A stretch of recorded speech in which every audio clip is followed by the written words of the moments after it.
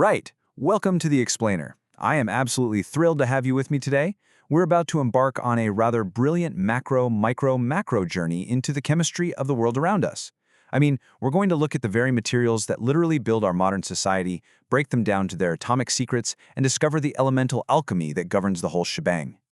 Okay, so here's our roadmap for today. We'll be hitting physical traits, chemical reactions, the reactivity series, ionic bonds, and finally, extraction and preventing corrosion. Section 1, Physical Traits and Exceptions. Now, if you just take a look around you, pretty much every single element is broadly divided into two main camps based on how they behave: metals and nonmetals. On the metal side, we've got materials that are generally hard and lustrous. They've got that classic metallic shine. They are malleable, meaning they can be beaten into incredibly thin sheets, and ductile, meaning they can be stretched out into thin wires, like the copper inside your electronics. And crucially, they are absolutely fantastic conductors of both heat and electricity. Nonmetals, on the other hand, well, they sit on the exact opposite end of the spectrum. They're typically quite soft or brittle, non-lustrous or dull to look at, and honestly, they're pretty rubbish conductors. But here is what's really fascinating. Science simply loves to break its own rules. Just when you think you've got it all neatly categorized, nature throws a massive spanner in the works. Take mercury, for example. It is a true metal, yet it exists completely as a liquid at room temperature. Crazy, right?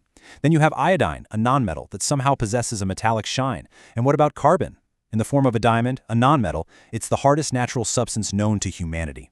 Or take carbon in the form of graphite, which conducts electricity beautifully despite being, you guessed it, a nonmetal. It's a splendid reminder that in chemistry the exceptions are just as important as the rules. Section 2. Chemical reactions with oxygen. So when metals react with oxygen, they generally form basic metal oxides. But this isn't just some boring, invisible background process. It can be incredibly dramatic to watch.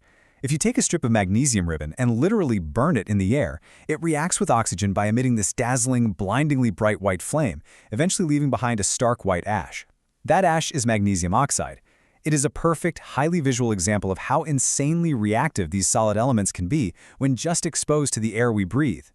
Now, the crucial point here is that not all oxides play by the exact same rules.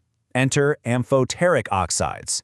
This is a marvelous little chemical term for metal oxides like aluminum oxide and zinc oxide that essentially play for both teams.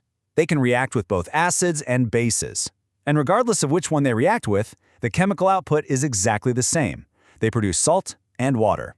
They're basically the versatile shapeshifters of the oxide world. Section 3. The reactivity series. You see, not all metals react at the same speed, and the reactivity series maps out that exact pecking order. We're essentially arranging metals in decreasing order of their chemical aggression.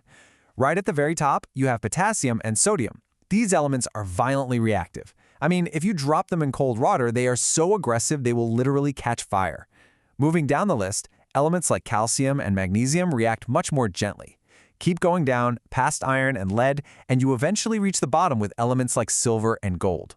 Gold is completely unbothered. It just doesn't react with water or dilute acids at all. This entire chart, this literal hierarchy, is what we call the reactivity series. But looking at that hierarchy begs a rather massive question, doesn't it? Why do some violently catch fire while others just sit there perfectly still? Well, it's time to zoom right down to the micro level and ask ourselves why this elemental competition exists in the first place. Section 4. The secret of ionic bonds. Deep down at the atomic level, elements just want stability. To achieve a perfectly stable outer shell, a stable octet, metals are more than happy to just lose their valence electrons. When they shed these electrons, they become positively charged ions, which we call cations. Nonmetals, on the flip side, are desperately looking to gain those exact electrons, turning into negatively charged ions known as anions. And because opposites attract, a remarkably strong electrostatic force binds these newly charged cations and anions together. This magnificent atomic embrace is exactly what we call an ionic bond. Take sodium and chlorine, for example. It's a brilliantly familiar illustration of this atomic exchange.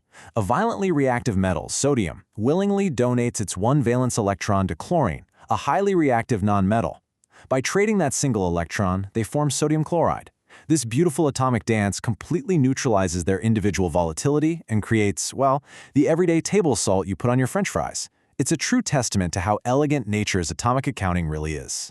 Because of the incredibly strong electrostatic forces holding these opposite ions together, ionic compounds boast some very specific properties. They're incredibly tough to break apart, which means they have exceptionally high melting points. Plus, while they don't conduct electricity as a solid block, if you melt them down to a molten state or dissolve them in water, which they usually do quite easily, they suddenly become absolutely fantastic conductors of electricity, simply because those charged ions are finally free to move around.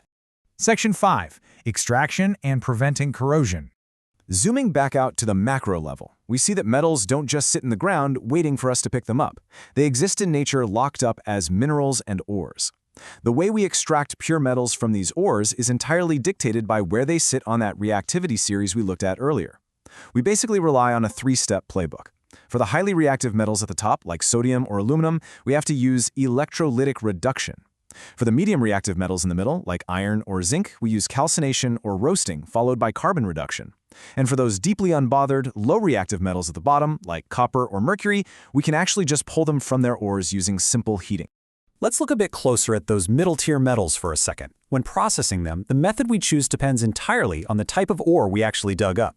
If the metal is locked inside a carbonate ore, we use a process called calcination, which involves heating it intensely in a very limited supply of air. But if it's trapped in a sulfide ore, we use roasting, which requires heating the ore while blasting it with an absolute excess of air. It is the exact same goal of extraction, but the chemical realities demand completely different approaches. Now, the battle isn't over once we actually pull that pure metal from the earth. Take iron, for example. Once we have pure iron, it is in this constant, slow battle with moist air. Over time, that exposure creates rust. To protect our buildings and tools, humanity is forced to fight back. We do this by applying protective physical barriers, like layers of paint or thick grease. Or we use a slightly more clever chemical technique called galvanization, which involves coating the iron with a protective layer of zinc so the zinc takes the elemental hit instead of the iron. However, the ultimate metallurgical cheat code is bypassing rust altogether by creating an alloy. An alloy is simply a homogeneous mixture of metals, or metals and nonmetals, which changes the physical properties of the material entirely. Instead of just painting the iron, we can actually blend it with nickel and chromium at a molten level. The result? Stainless steel. It's a material that is structurally sound like iron, but thanks to those elemental additions, it's incredibly resistant to rusting. We literally rewrite the metal's vulnerabilities from the inside out. So, we've traveled from the physical traits you can touch, right down to the electron exchanges of table salt, and back out to the industrial forging of stainless steel. Look around your room right now. Look at the metals holding up your furniture, the wires hidden in your walls, and the salt in your kitchen. What invisible chemical battles are happening right in front of you today? Consider the elemental alchemy unfolding silently, perfectly, and constantly all around you every single day. Thanks for joining me on this explainer, and stay curious.